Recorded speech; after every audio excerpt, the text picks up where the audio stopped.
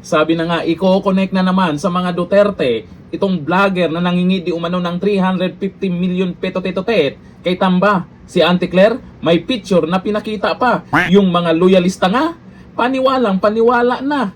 Paano yan sa balitang to? May picture din na inilabas. Eto, at eto.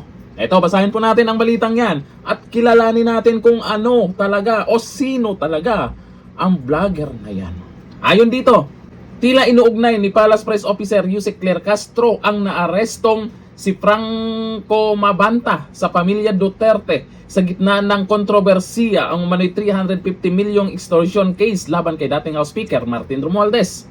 Kahit si Mabanta mismo ay dati ring nagsilbing social media director ng kanyang boss na si Pangulong Ferdinand Marcos Jr. noong 2018. Sa press briefing nitong Miyerkules, eto si Auntie Claire, ipinakita ni Castro ang mga larawan ni Mabanta kasama sina dating Pangulong Rodrigo Duterte at BP Sara Duterte habang sinasagot ang tanong ukol sa umano'y connection nito sa dating administrasyon.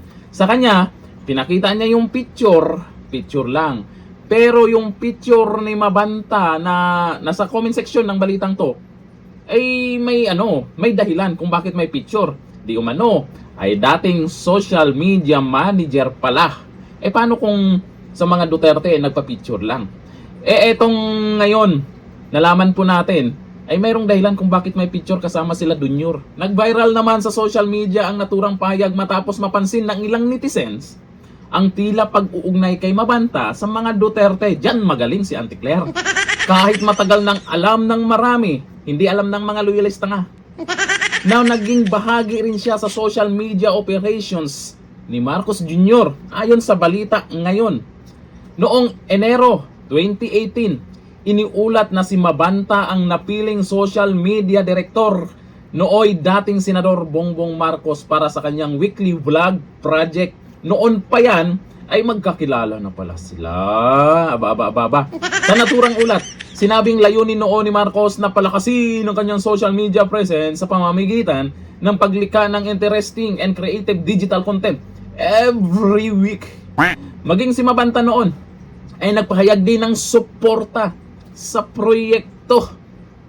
Muling umugong ang pangalan ni Mabanta matapos siyang arestuhin ng National Bureau of Investigation or NBI sa isang entrapment operation sa Pasig City. Ayon sa mga otoridad, hinihingi umano ni Mabanta ang 350 million pesos kapalit ng hindi pagpapalabas ng isang video na umano'y nag-uugnay kay Romualdez sa kontrobersiya ng flood control projects. Kung meron man talaga yan, ilabas na yan. Pinagkakitaan. Tinatayang 75 million pesos umano ang naiulat na naibigay bilang paunang bayad bago isinagawa ang operasyon. Ang nangyari, ginawang hulugan. Sa ngayon, wala pang direktang pahayag si Marcos Jr. hinggil sa pagka-aresto ng dati niyang social media director, habang tumanggi rin si Mabanta na magbigay ng detalyadong komento at sinabing kukonsulta muna siya sa kanyang mga abogado. Ito naman si Auntie Claire, may picture lang sa mga Duterte, i-connect agad sa mga Duterte. Teka, nakahanda na yung picture, may picture agad ah. Grabe naman si Auntie Claire, ang bilis talaga pag Duterte na.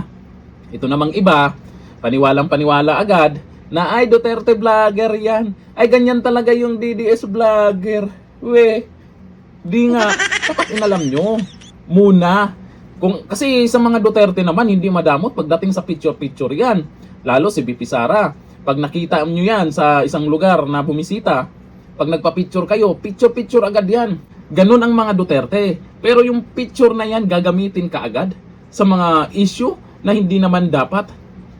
Kung picture naman ang pinag-usapan, Auntie Claire, dito sa balita ngayon, meron ding picture sa boss mo. At napag-alaman po natin, ay dati pala siyang social media manager ni Junior. Bakit hindi mo mabanggit yan? Ang nabanggit mo lang, Duterte na naman. Kayo ha. Halatang halata kayo, pero magaling ang mga nagsisearch agad neto kung ano po yung record talaga ni Mabanta, ano siya dati. Talaga naman. Ayon dito sa mga nagkomento, sabi ni Jonathan Cruz, Duterte na naman. Ito sabi ni Joer Baugbog, yung sabi niya, huwag magpakalat ng fake news pero siya number 1. Grabe naman kayo, number 1? Si Auntie Claire? Fake news? Hindi Hindi niya tatanggapin yan. Sabi ni Chris Castillo, naka-ready yung pictures. Ay katanungan po nila, Bakit si Auntie Claire may naka-ready ng pictures? Sabi ni Edelbert Dacera, diyan ka naman magaling. Ang siraan ang mga Duterte. Ayan, malinaw na po kung sino po si Mabanta. Ayon dito sa balita ngayon, pinaliwanag dito kung kailan siya naging social media manager ni Junior. Dapat naman itong si Auntie Claire, pag nagyayaw-yaw dyan, babanggitin yung Duterte, dapat binanggit niya din yung nakaraan. Yung totoong sino si Mabanta. Pakita ng picture, paninira na naman. Duterte na naman. Hanggang dito lang, thank you. Bye-bye.